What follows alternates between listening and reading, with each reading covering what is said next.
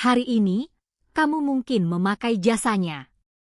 Transfer lewat aplikasinya, tarik uang di ATM-nya, atau sekadar lewat di depan kantornya yang ada di mana-mana. BCA, bank swasta terbesar di Indonesia, dengan nilai perusahaan di kisaran 1.000 triliun rupiah, salah satu yang paling berharga di seluruh Asia Tenggara. Bank yang kelihatannya selalu kokoh, selalu untung, selalu ada. Tapi yang jarang orang tahu, bank raksasa ini pernah sekarat. Benar-benar di ujung kematian. Dan di titik paling hancurnya, bank ini dijual negara. 51% sahamnya dilepas seharga 5,3 triliun rupiah. Kedengarannya besar? Tunggu dulu. Porsi saham yang sama hari ini nilainya ratusan triliun rupiah, belum termasuk dividen puluhan triliun yang mengalir setiap tahun. Banyak orang menyebutnya pembelian terbaik dalam sejarah bisnis Indonesia. Dan pembelinya bukan bankir. Mereka keluarga penjual rokok dari Kudus. Bagaimana sebuah bank bisa jatuh dari puncak sampai nyaris mati dalam hitungan minggu? Kenapa negara menjualnya semurah itu? Dan bagaimana keluarga Hartono menyulapnya jadi mesin uang paling efisien di Asia Tenggara? Di tengah video, aku akan bawa kamu ke satu pekan paling menegangkan dalam sejarah perbankan Indonesia, ketika jutaan orang serentak menyerbu satu bank yang sama. Ini kisah lengkap BCA. Kisah tentang krisis, kekuasaan, dan pembelian paling menguntungkan yang pernah ada. Cerita dimulai tahun 1957. Sebuah bank kecil bernama Bank Sentral Asia berdiri di Jakarta. Selama belasan tahun pertama, tidak ada yang istimewa darinya, cuma satu dari puluhan bank kecil yang lahir dan mati di era itu. Nasibnya berubah total ketika masuk ke orbit seorang pengusaha yang akan menjadi legenda, Lim Sie Liong atau Sudono Salim. Sahabat dekat keluarga penguasa Orde Baru, dan arsitek dari salah satu kerajaan bisnis terbesar yang pernah ada di Asia Tenggara. Di tangan grup Salim, BCA tumbuh gila-gilaan. Logikanya sederhana, Salim punya segalanya. Pabrik tepung, semen, mobil, mie instan yang kamu makan sampai hari ini, semuanya butuh bank. BCA menjadi jantung keuangan kerajaan itu. Dan seperti lazimnya era tersebut, kedekatan dengan kekuasaan melekat di tubuhnya. Sebagian sahamnya bahkan dimiliki oleh anak-anak sang presiden. Di masa itu, ini terlihat seperti jaminan keamanan tertinggi. Bank yang dilindungi lingkaran paling dalam kekuasaan, mana mungkin jatuh? Sepanjang 80-an dan 90-an, BCA menjelma jadi bank swasta terbesar di Indonesia. Cabangnya menjamur, nasabahnya jutaan, dan dia jadi pelopor teknologi perbankan, termasuk memperkenalkan jaringan ATM yang mengubah kebiasaan orang Indonesia memegang uang. Kelas menengah baru yang tumbuh di era keajaiban Asia, seperti yang kita bahas di episode krisis moneter, menyimpan gajinya, cicilan rumahnya, dan mimpi-mimpinya di bank ini. Semuanya terlihat tak tergoyahkan. Sampai tahun 97. Kamu yang sudah menonton episode pertama channel ini tahu apa yang datang. Krisis moneter.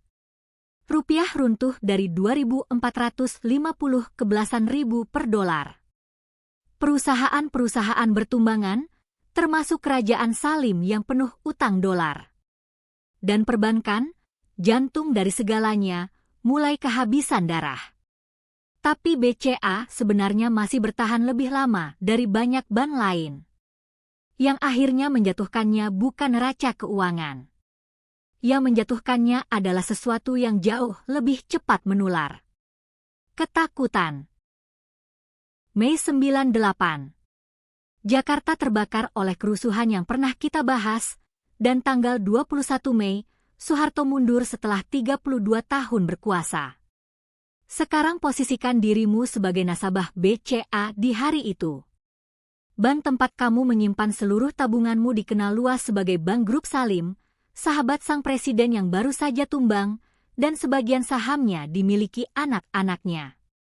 Kalau rezimnya runtuh, pikirmu, apa jaminannya bankku tidak ikut runtuh? Maka kamu melakukan satu-satunya hal yang masuk akal. Kamu lari ke ATM. Masalahnya, jutaan orang berpikir persis sama denganmu di saat yang sama. Inilah Bang Ran, monster yang sudah kita kenal dari episode Krismon. Antrean mengular di setiap cabang dan ATM BCA di seluruh negeri.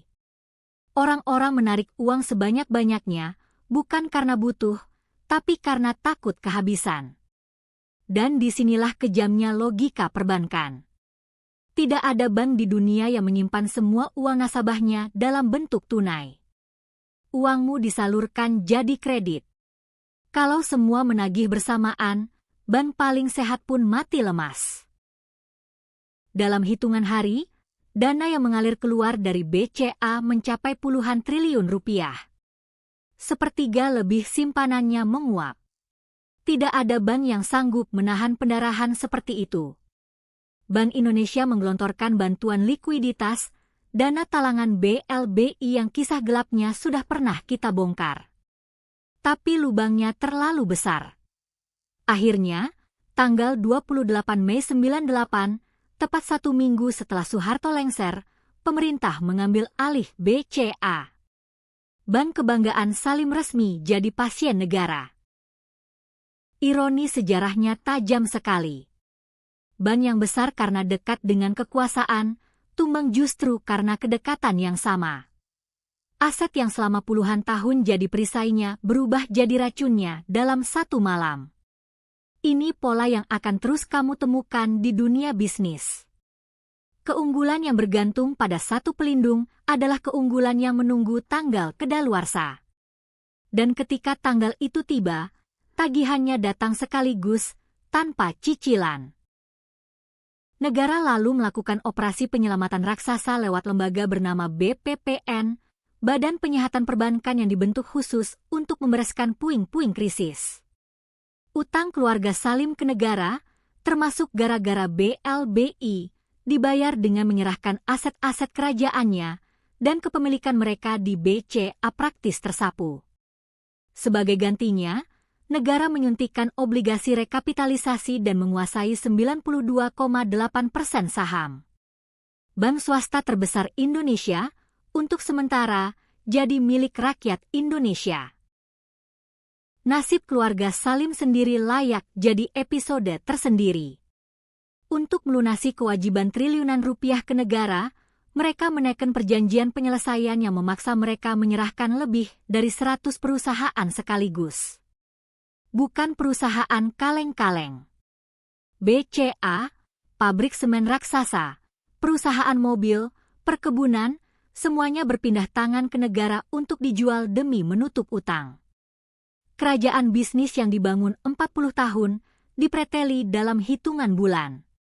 Dari seluruh imperiumnya, yang berhasil dipertahankan justru satu yang paling sederhana, mie instan. Dan mie instan itu, seperti yang kamu tahu, kemudian jadi kendaraan kebangkitan Salim generasi berikutnya, cerita yang layak kita bahas lain waktu. Tapi untuk BCA, era Salim resmi tamat.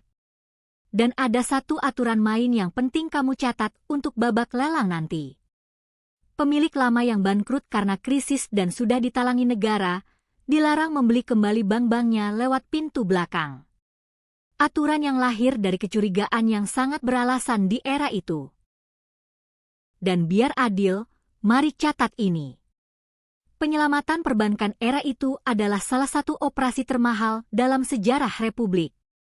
Ratusan triliun rupiah obligasi diterbitkan untuk menambal bank-bank yang sekarat, dan bunganya masih menjadi beban anggaran bertahun-tahun kemudian.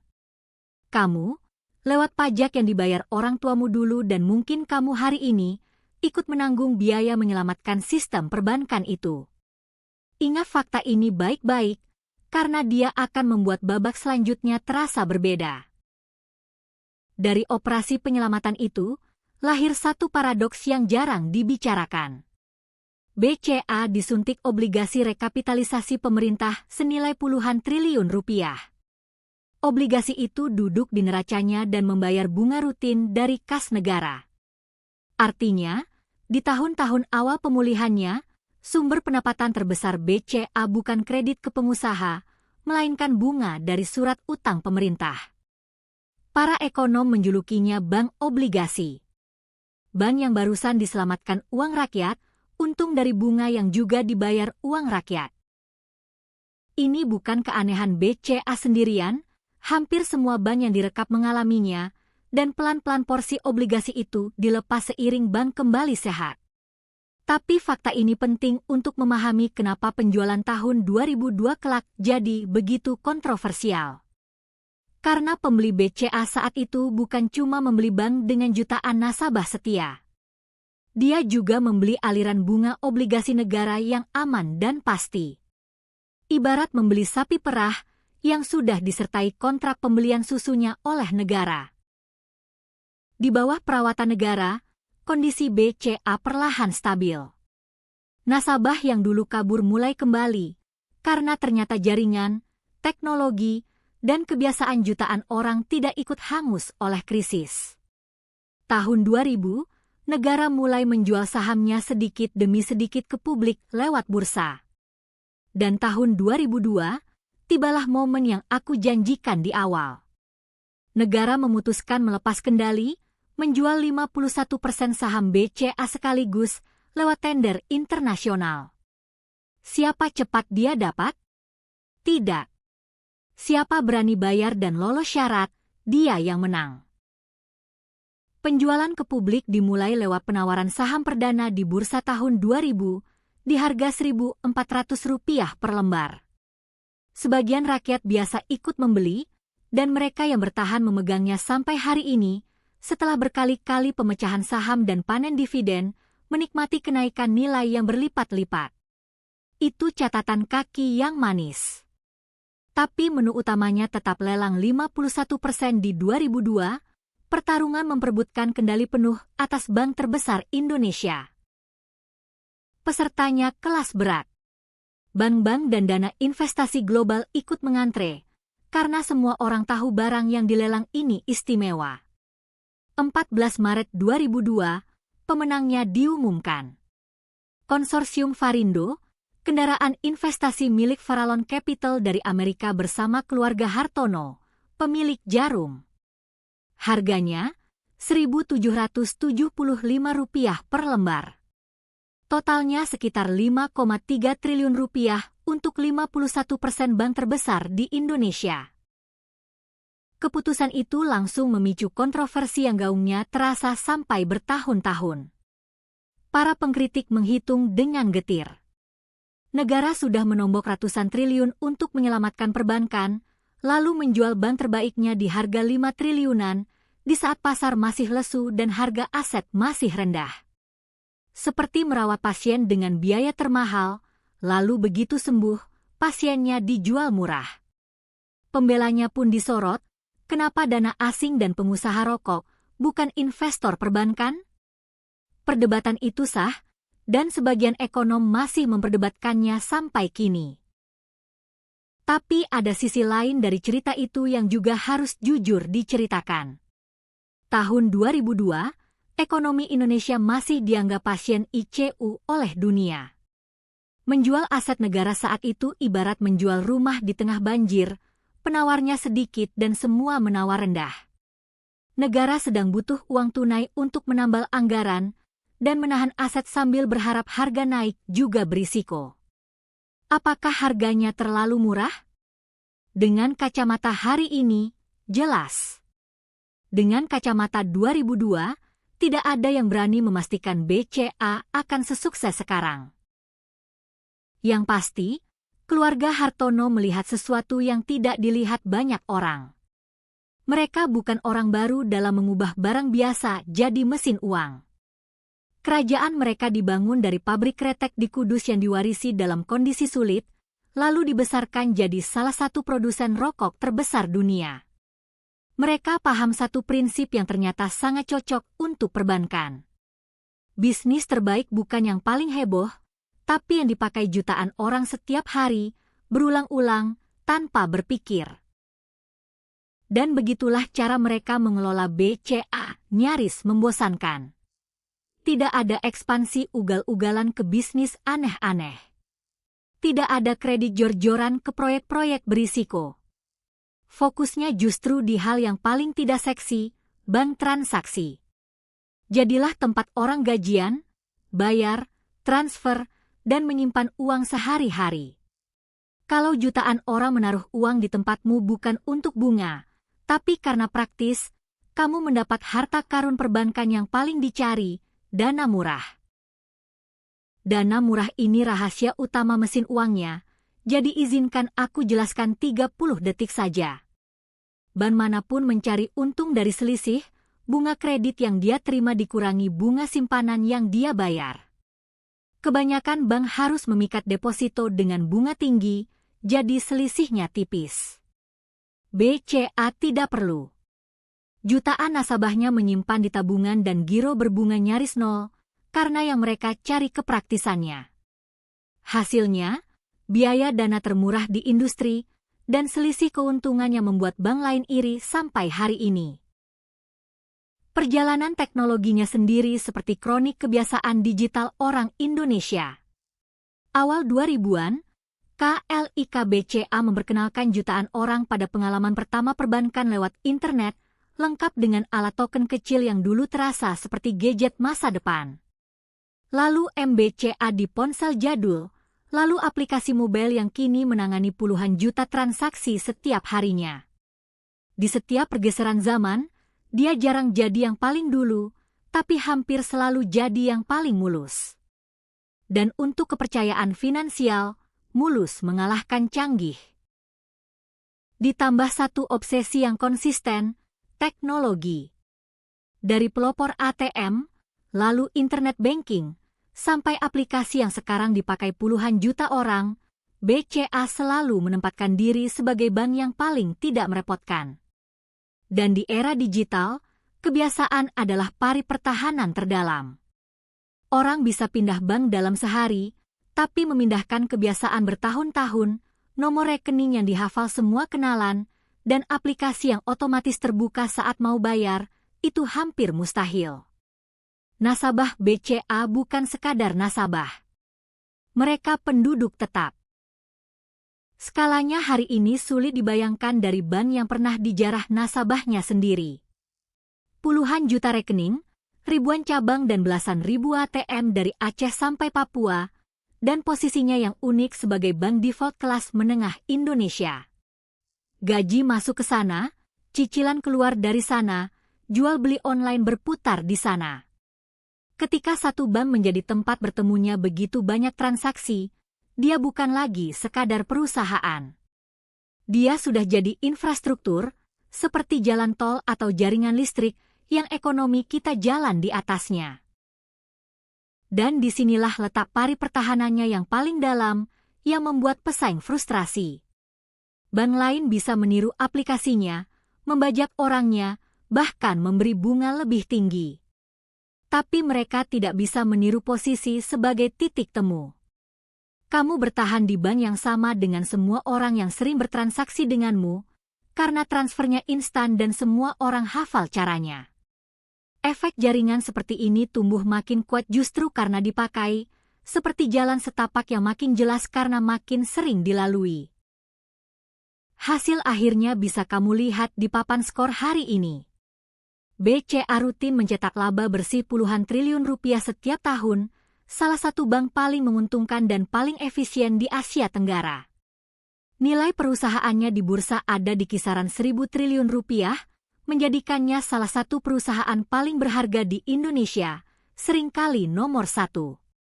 Dan 51% yang dulu dibeli 5,3 triliun itu, nilainya sekarang ratusan triliun. Belum menghitung dividen yang dipanen setiap tahun selama 2 dekade. Mari kita hitung kasar biar terasa.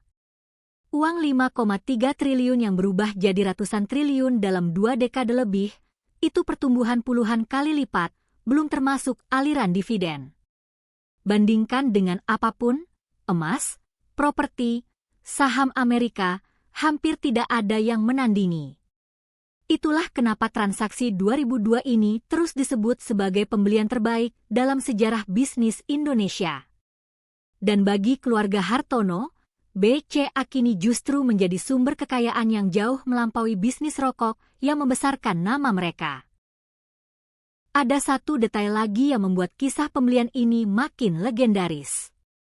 Farallon, mitra asing di konsorsium itu, belakangan melepas kepemilikannya, dan sekitar tahun 2007 keluarga Hartono mengambil alih kendali penuh.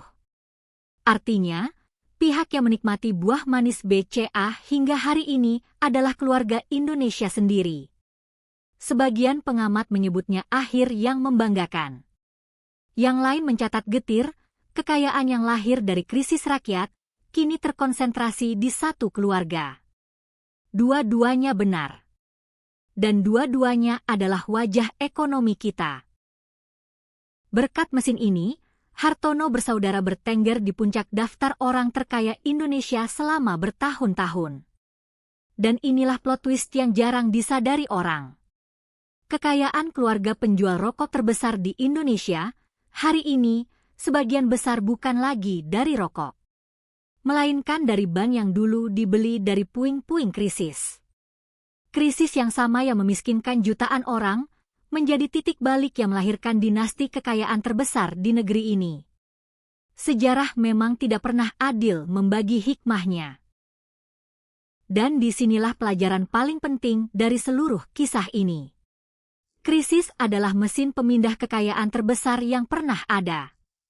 Saat semua orang panik dan terpaksa menjual, harga aset terbaik pun runtuh jauh di bawah nilai wajarnya. Di momen itulah kekayaan berpindah, dari tangan yang panik dan butuh uang, ke tangan yang tenang dan pegang uang. Ingat dana Norwegia yang justru belanja saham saat krisis 2008? Ingat Hartono membeli BCA di 2002? Polanya sama persis. Yang berbeda cuma skalanya. Pelajaran keduanya, bisnis membosankan yang dikelola disiplin akan mengalahkan bisnis heboh yang dikelola serampangan hampir setiap saat. BCA tidak pernah jadi berita karena gebrakan gila. Dia cuma memastikan jutaan transaksi kecil berjalan mulus setiap detik selama puluhan tahun. Dan pelajaran ketiga, dari babak kejatuhannya, kepercayaan adalah satu-satunya aset perbankan yang sesungguhnya. Gedung bisa dibangun ulang, sistem bisa diperbaiki, tapi kepercayaan yang hilang bisa membunuh bank raksasa dalam seminggu. Tentu, tidak ada parit yang abadi. Gelombang bank digital datang dengan bunga tinggi dan aplikasi kekinian, dompet elektronik menggerogoti transaksi kecil, dan regulator terus menekan biaya-biaya yang selama ini jadi ladang cuan bank besar. Generasi baru yang tidak punya kenangan tentang kejayaan lama bisa saja membangun kebiasaan di tempat lain.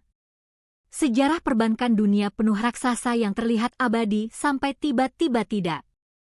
Justru karena itulah kisah kejatuhan 98 tadi relevan selamanya, sebagai pengingat, bukan nostalgia. Satu catatan penting sebelum kita tutup. Ini bukan video rekomendasi saham, dan bukan pula pesan bahwa BCA tidak punya tantangan. Persaingan bank digital, tekanan zaman, dan ukurannya yang makin raksasa adalah ujian tersendiri. Sejarah yang barusan kita bahas justru mengajarkan, tidak ada raksasa yang mustahil jatuh. Kisah ini dibagikan untuk satu hal, supaya kamu paham bagaimana kekayaan sebesar ini terbentuk, dari krisis apa dia lahir, dan siapa yang membayar harga di setiap babaknya. Dan untuk kamu yang menyimpan uang di bank manapun hari ini, kisah Ras 98 menyisakan satu warisan yang melindungimu tanpa kamu sadari. Lembaga penjamin simpanan. Dibentuk justru dari trauma era itu, lembaga ini menjamin simpananmu sampai 2 miliar rupiah per nasabah per bank, sehingga kepanikan massal seperti dulu jauh lebih sulit terulang. Itulah pola yang terus kita temukan di channel ini. Aturan-aturan terbaik hampir selalu lahir dari bencana terburuk. Mahal sekali biaya sekolahnya, jangan sampai lulusannya lupa. Karena begitulah inti seluruh cerita ini. Setiap kali kamu membuka aplikasi biru itu untuk transfer, kamu sedang memakai produk dari rangkaian sejarah yang panjang. Bank kecil tahun 50-an. Kerajaan Salim dan lingkar kekuasaan. Kepanikan jutaan orang di Mei 98. Uang pajak rakyat yang menambalnya. Lelang yang kontroversial.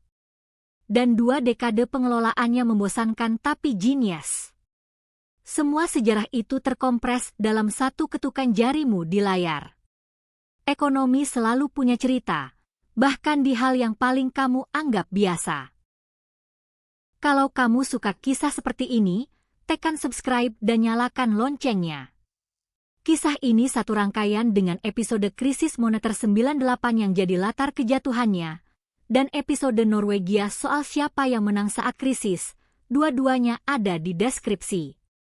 Tulis di komentar, menurutmu penjualan BCA tahun 2002 itu keputusan yang tepat atau blunder terbesar negara? Aku baca semua jawabannya.